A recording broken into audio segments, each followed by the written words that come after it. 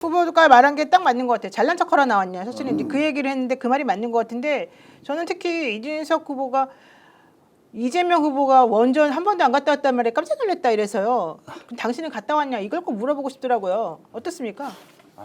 뭐 말할 필요도 없어요? 후보 관련해 가지고는 네. 사실은 뭐 논의할 가치가 없는 지지율을 지금 보이고 있는데 사실은 언론에서 과대평가하다 보니까 저렇게 잘났다고 나와서 떠드는 뭐 저는 좀 명태균 씨 관련해서 확실하게 규명이 되고 수사를 받아야 된다. 후보 자격도 없다고 생각하고요. 네. 오늘 김문수 후보도 특이한 점을 보였는데요. 네. 이분이 제가 봤을 때는 거짓말을 하는 게 아니라 실제 기억력이 좀 감퇴되는 것 같아요.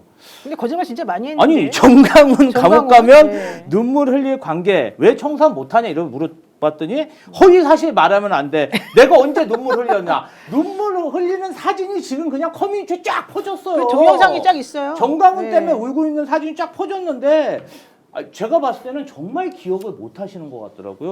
또 두 번째는 본인은 부정선거 의혹 제기한 바가 없다. 20년 9월, 뭐 20년 4월, 6월 부정선거 국민투쟁본부 진실버스 투어도 가고 기자회견도 가고 본인 할 거 다 해놓고 실제로 기억이 안 나시는 모습이에요. 그리고 그럴 수도 기억력만 있겠다. 없으면 제가 폐륜적인 후보라고는 생각 안 할 텐데 이재명 후보의 가덕도 신공항에서 당한 테러 암살 사건에 대해서 저는 이분이 진짜 폐륜적인 대통령 후보다 이런 생각뿐이 안 들어서 본인은 경기도지사 시절에 멀쩡한 소방헬기를 그냥 뺏어 타갖고 40몇 번 뺏어 타서 본인 기자회견 가는 데 쓰고 맞아요. 행사 가는 데 쓰고 저희가 경기도지사로 들어가 보니까 소방관들이 저한테 저녁 먹으면서 그런 얘기 하더라고요. 제발 이재명 도지사는 그러지 마라. 모 도지사처럼 소방헬기 좀 뺏어 타지 말아달라. 그래서 이재명 후보가 3년 재임하는 동안 소방헬기 단 한 번도 안 탔습니다. 이거 박수 쳐야 되겠네요. 네.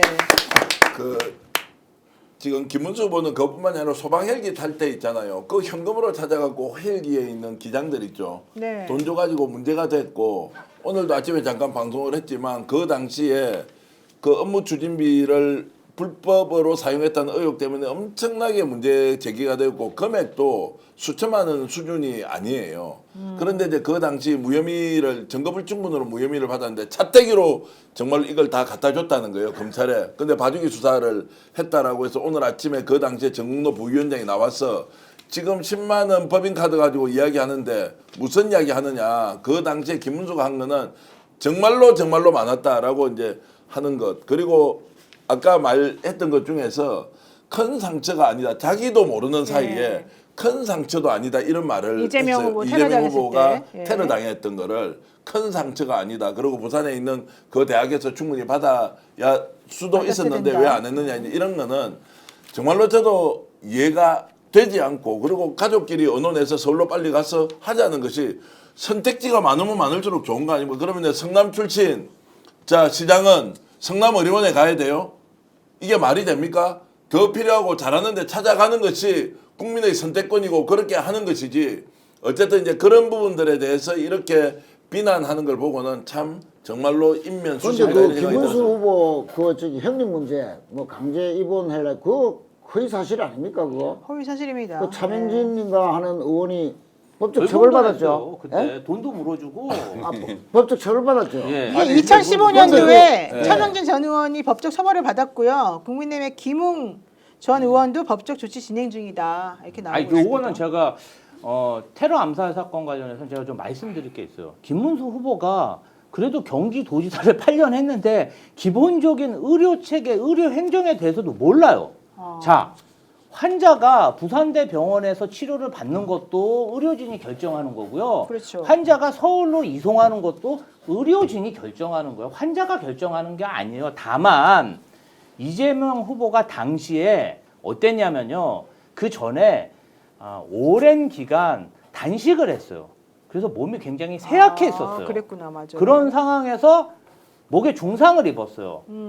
그런데 자, 병이라는 게 의사가 치료하는 것도 중요하지만 옆에서 간호를 하시는 가족들이 성심성의껏 간호하고 환자를 지지하는 것도 치료에 굉장히 큰 부분을 차지합니다. 네. 그래서 환자 가족들이 이왕이면 우리가 잘 간호할 수 있는 서울에서 치료했으면 좋겠다. 그러니 부산 의료진들이 그러면 아무래도 가족들의 지지를 받아갖고 치료를 받는 게 좋겠다 해서 종합적으로 고려를 해서 그것도 워낙 특수한 분야라서 외상센터, 서울대 외상센터에 이전을 시킨 거예요. 그러면 성남시립의료원에 외상센터가 있냐?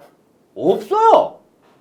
아니 그럼 경기도지사가 그것도 모르고 오늘 그 없어요. 토론했단 말입니까? 아니 거기는 혈관을 수술할 수 있는 외과의가 없어요. 근데 김문수 후보가 아니 성남시 의료원에서 하면 되지 왜 거기서 안 했냐 이랬잖아요. 없으니까 의료진들이 성남시립의료원으로 보내지 않고 외상센터가 있는 서울대병원에 서울대병원에 보낸 거예요. 이런 바보 같은 질문을 하고 우기고 알지도 못하면서 저는 이런 사람이 제가 살고 있는 경기도지사였다는 게 너무나 창피합니다. 사실 근데 김문수 후보는 너무 발언이 앞뒤가 안 맞는 말이 너무 많았어요. 이런 거 김문수하고 이준석의 태도는 뭐냐면 태어나서 지금까지 잘못한 게 하나도 없는 오류가 없는 사람들이에요. 무오류. 네, 무오류죠. 뭘 지적해도 그냥 다 뭐 가만히 있거나 뭐 그런 적이 없다거나 시침이 떼거나 이런 거예요.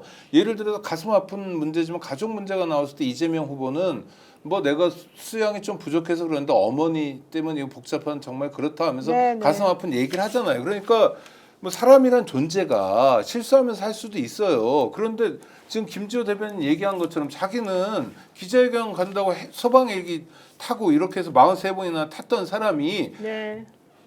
죽을 뻔한 환자가 그것도 위급 환자가 헬기 타고 이송했다고 그걸 가지고 뭐라 그러고 그걸 가지고 뭐라 그러는 데서 멈추지 않고 그걸 핑계 삼아서 부울경 지역이 요새 김문수에게 여론이 좋지 않으니까 지역 감정을 조장하는 거예요. 그럼 당신은 말이야 부울경 어쩌고저쩌고 얘기하고 해양수도 얘기하지만 부산에서 치료도 안 받으면 부산 사람들 얼마나 기분 나쁠 거냐 이러면서 이간질을 시키는 갈라치기. 이거 정말 박정희 이래 지금까지 계속 갈라치기 하는 그 DNA가 그 당 사람들에게 있는 것 같아요. 그러니까 갈라치기를 누가 제일 많이 하냐? 이준석. 그다음에 누가 많이 하냐? 김문수. 계속 끊임없이 국민들을 갈라치고.